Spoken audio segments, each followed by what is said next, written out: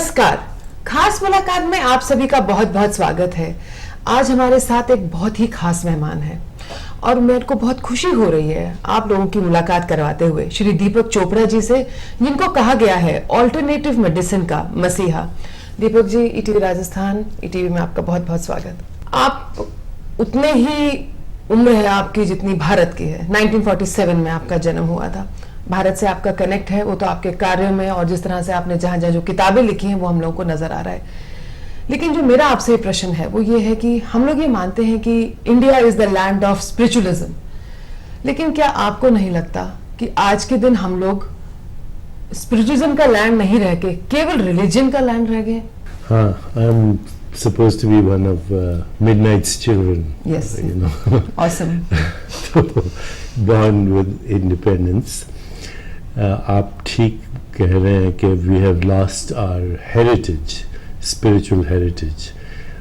The Upanishads and all our literature, Vedic literature, was based on universality, not on ideology.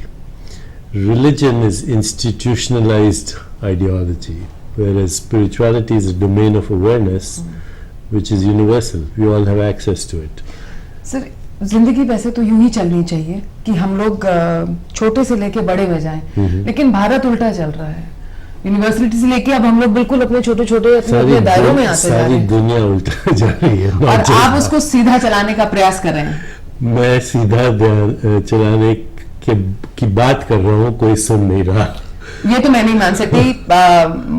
80 से ज्यादा किताबें, 43 languages में, millions of followers, और जो कि 21 books on the New York bestseller. Sir, सुन तो रहे हैं, लेकिन that is less than 0.01% of collective consciousness, so it's not significant.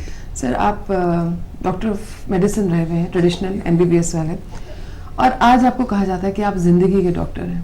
तो क्या आपको लगता है कि जैसे जो कई बार आप लोग पे आप पे आरोप लगाया जाता है, आपको कहा जाता है you gone on the other side, तो ये अदर साइड है या ये दोनों असल में एक ही गाड़ी के? जो मॉडर्न मेडिसिन है वो खाली फोकस करती है फिजिकल बॉडी पे जी।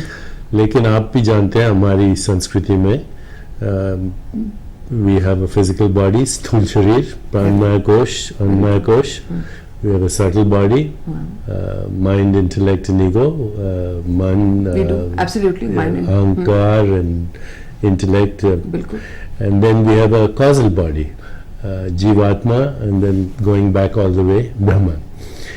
Unless we address the totality of a human experience, क्या हिंदी में बोलते हैं अधि भौतिक, भौतिक, अधि आत्मिक, शारीरिक, जब तक हम अधिदैविक, we are not addressing the totality. So modern medicine is now at a crisis.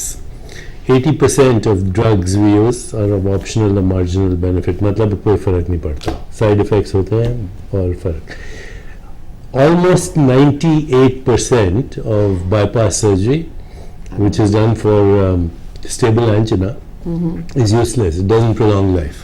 So now हम जानते हैं कि in a 24-hour period, a human body goes through eating, breathing, digestion, metabolism, elimination, how we experience the world through the 5 senses, and our inner world, thoughts, feelings, emotions, desires.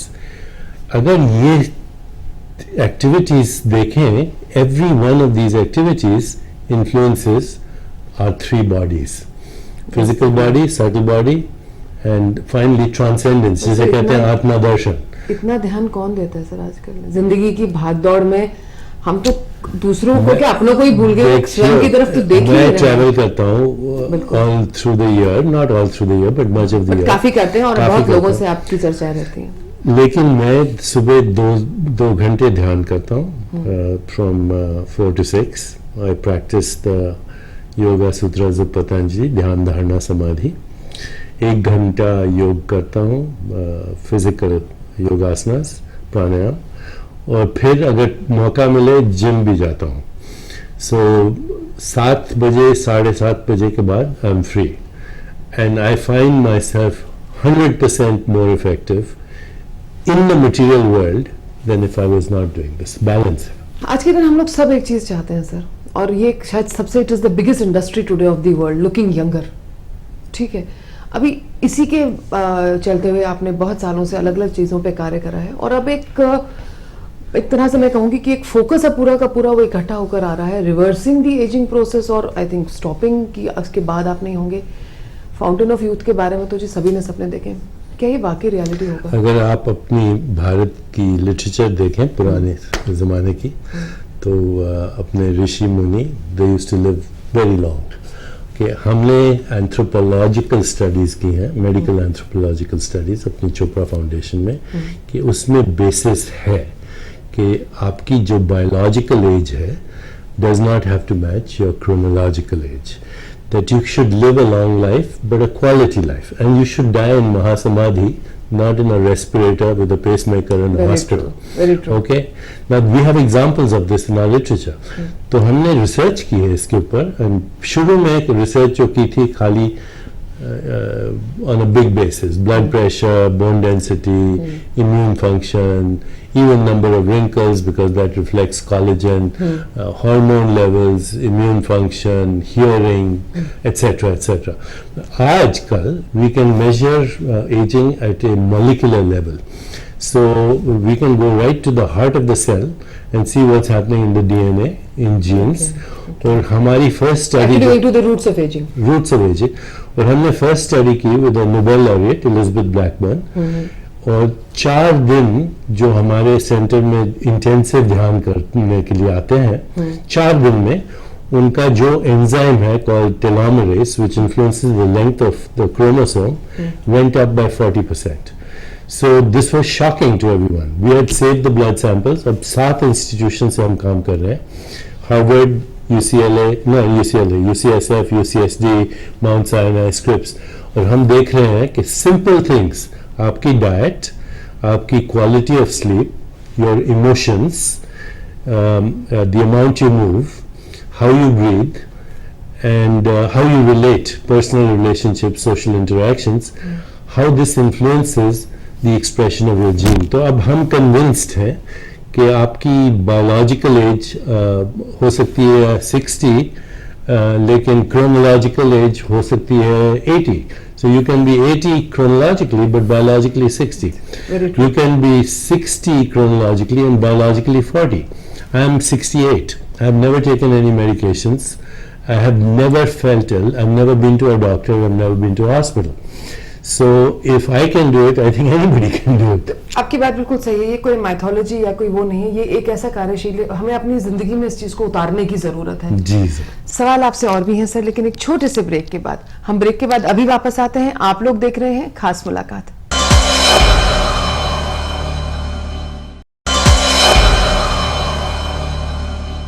Break के बाद आप सभी का स्वागत है. आज हमारे बहुत खास मेहमान हैं दीपक चोपड़ा जी. सर, आज के दिन हम लोग भारत में एक ऐसे पड़ाव पर खड़े हैं जहां पर हमारे पास हमारे हजारों लाखों ऐसे अंडर प्रिविलेज लोग हैं जिन लोगों को हेल्थ केयर की ज़रूरत है और हमारे पास सिर्फ एक ही ऑप्शन है वेस्टर्न मेडिसिन, क्योंकि हम अपनी जो हमारी ट्रेडिशनल पद्धति थी उसको तो हम छोड़ चुके हैं. मैं केवल आयुर्वेद की बात करना चाहूँगी आपसे कि आयुर्वेद में आज के दिन एक बन गया कि भाई पता नहीं क्या दे देंगे. कोई बैठा होता है वो अपना एक पुड़िया सी बना के दे देता है. हम अपनी ट्रेडिशनल प्रैक्टिसेस में ट्रस्ट कहाँ से वापस लाएं? First of all, we have to realize कि जो भी progress हुआ Western societies में in terms of aging, in terms of elimination of diseases, चाहे पोलियो हो या smallpox हो या malaria हो, जो भी progress हुआ और जो increase हुई है longevity, it is not because of antibiotics or pharmaceuticals or surgery. It is because of only 2 things: better hygiene and better nutrition. That's it. Okay, अगर आप देखें वापस हम रूट कॉज पर आ रहे हैं.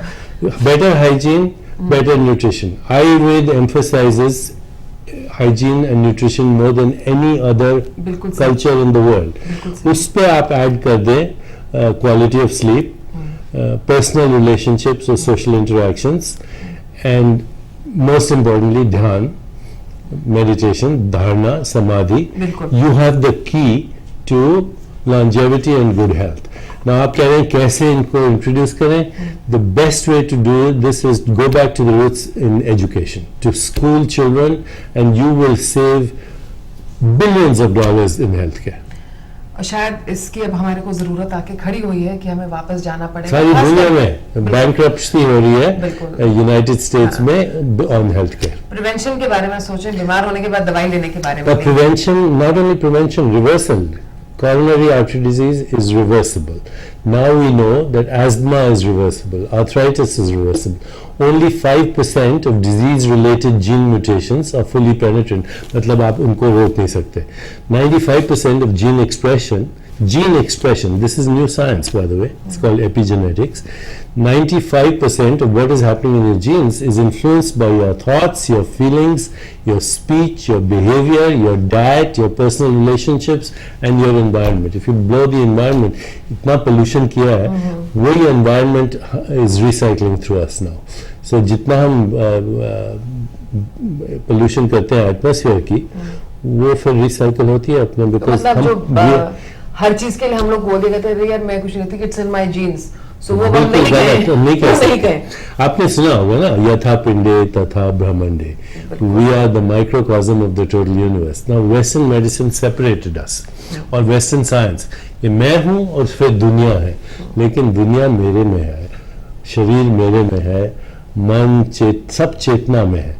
As when we go to the source within us, which is our own consciousness, then we have key to everything that's happening in the mind, in the body and in the environment. एक समय पे ये प्रश्न भारत में बहुत जरूरी होते थे कि मैं कौन हूँ, मैं कहाँ जा रहा हूँ, मैं क्या कर रहा हूँ और मैं ये क्यों कर रहा हूँ. और हम ये मानते थे इस सत्य को कि अगर आप ये सभी प्रश्नों के जवाब अपने आप से सच्चाई से दे के और उनमें कुछ वैल्यू निकाल सकते हैं, तो जो आप कह रहे हैं the universe will be with you. लेकिन आज के दिन जैसे अपने वेदांत में लिखा है, you are nothing formless, nameable or conceivable, but without you there would be no form, there would be no names and there would be no concepts. So go to the source. आप ये कह रहे हैं कि जो अगला बड़ा एक बदलाव आएगा दुनिया में वो होगा लेवल ऑफ कॉन्शियसनेस पे.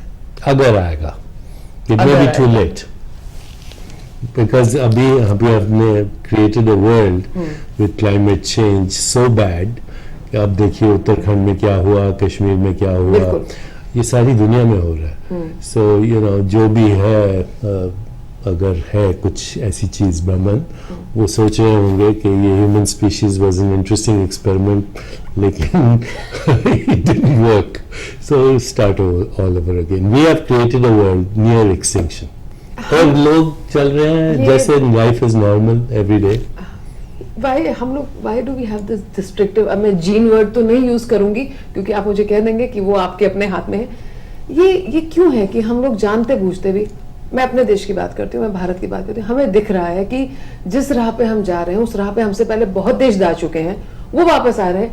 उसके बावजूद मैं कई बार कहती हूँ ये समाज कैसी फिसल पट्टी पर है, हम लोग इस स्लाइड से रुकते क्यों नहीं कि भाई दिख रहा है उसके साथ तो अच्छा नहीं हो तो तुम्हारे साथ कैसे होगा. लोग चेंज नहीं करते unless they have a personal crisis, unless they face death, unless they face tragedy, then only change comes. But there are people India में, of course, ये संस्कृति अपनी जो है, इसमें रमना महर्षि, कृष्णमूर्ति जी, विवेकानंदा, रामकृष्णा, श्री औरोबिंदो, कई हैं अपने luminaries, not to mention the sages of the Upanishads, from Bhardwaj to Bhrigu to name it, you know, the Saptarishi हैं, Vashishth, इनकी knowledge जो थी, that is practical and can transform the world. लेकिन हम भूल गए हैं, we are watching West में क्या हो रहा है and not learning from them, and also I think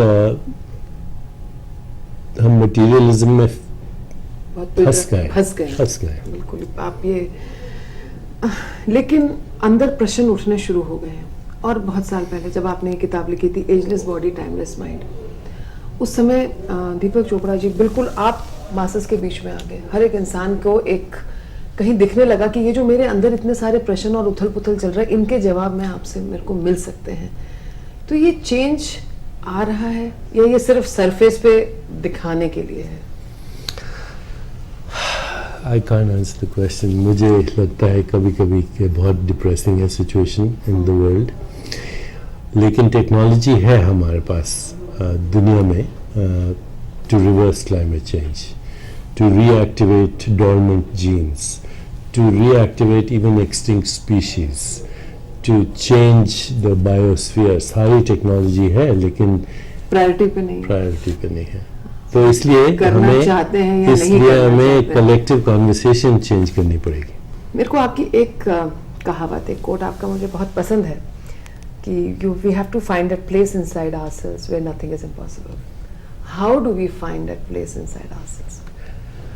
अंग्रेजी में through transcendence which is samadhi, through self awareness which is being, आजकल उसको माइंडफुलनेस कहते हैं लेकिन simpler word is vipassana.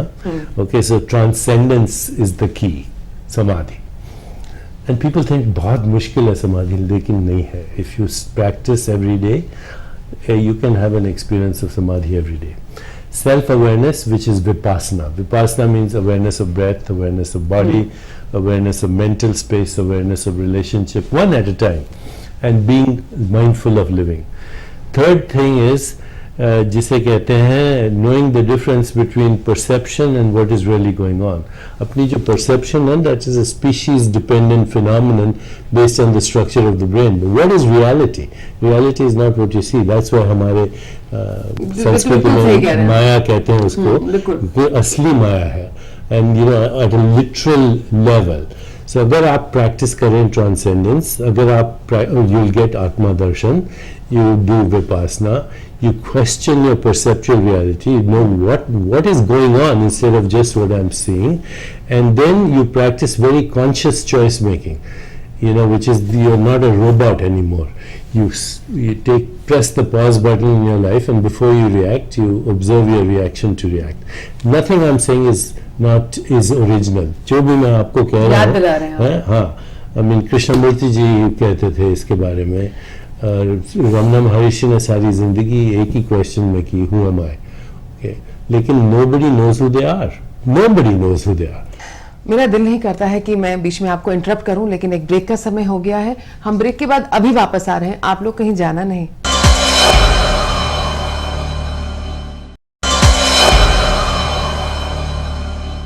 Break के बाद आप सभी का स्वागत. आज हमारे साथ हैं दीपक जी, और आइए उनसे जानते हैं कि जिंदगी आखिर जीते कैसे हैं. सर, एक तरफ हम लोग ये मानते हैं हमारे देश में, भारत में, कि भाई तुम कुछ भी करो, सब कुछ लिखा हुआ है, उसकी मर्जी के बिना तो पता नहीं है चलता. उससे हम लोग कई बार बहुत अच्छे अच्छे कार्य भी कर जाते हैं, लेकिन मेजॉरिटी हाथ पे हाथ रख के जिंदगी गुजार भी देती है. ये क्या बैलेंस है? इसको फेटलिज्म कहते हैं इंडिया में, बिकॉज हम बिलीव करते हैं कि सब कर्मा है, so why bother? That is called fatalism. Now, having said that, it's true. Most people are bound by their karma. But the goal of life is to go to the extreme end of the spectrum, which is called moksha.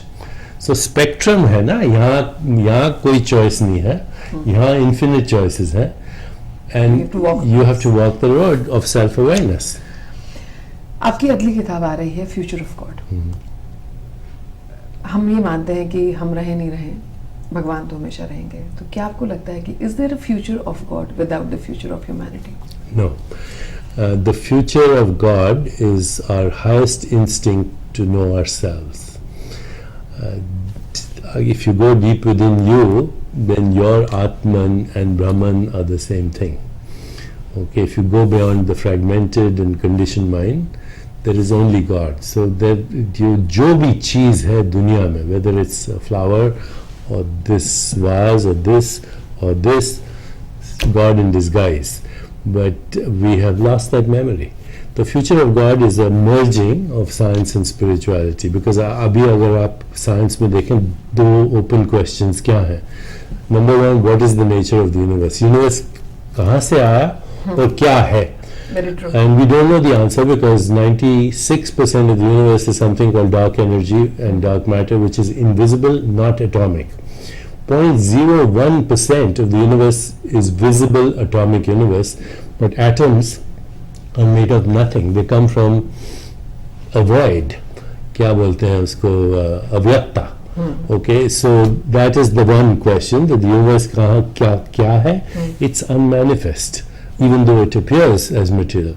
Number two question is कि what is the basis of consciousness? क्योंकि एक तो universe है, दूसरा हम जानते हैं कि यूनिवर्स है और हम ये भी जानते हैं कि हम एग्जिस्ट करते हैं. In fact those are the only two things we can be fully sure of. Very true. कि there is a universe and I exist also. ये दो questions science is struggling with because they are using a top-down, bottoms-up approach, which means कि हम atom समझेंगे तो molecule समझेंगे तो structure समझेंगे तो ultimately universe समझेंगे. आप चाह रहे हैं कि ऊपर से चलें? ऊपर से आए नीचे तो सब its answer is all there. Sir आपकी कॉन्फ्रेंस होती है, एक मीटिंग होती है of the mind sages and saints हर साल. Sages and scientists. Sages and scientists, you know. So, क्या कॉन्क्रीट रिजल्ट निकलता है? मैं मान सकती हूँ कि बहुत इंटरेस्टिंग रहता होगा कि I think in you there is a mix of both, there is a sage and there is a scientist, but बहुत सारे लोग अपने अपने सोच के ऊपर बहुत मतलब बिल्कुल अकड़ के खड़े होते हैं.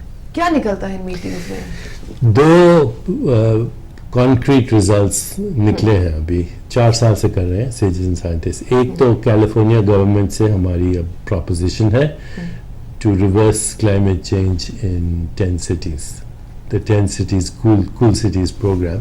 हमने उनको प्रैक्टिकल सजेशंस दिए हैं कि 10 साल में ये सिटीज कार्बन न्यूट्रल हो जाएंगी. गवर्नर से मिल चुके हैं, गवर्नमेंट से बात हो रही है.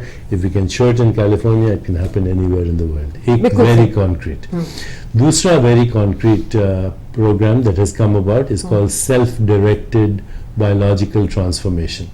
कि हम अपने consciousness के through, चेतना के through, Chetna means everything connected to Chetna, thoughts, feelings, emotions, sensations, choices, speech. How can we direct gene expression?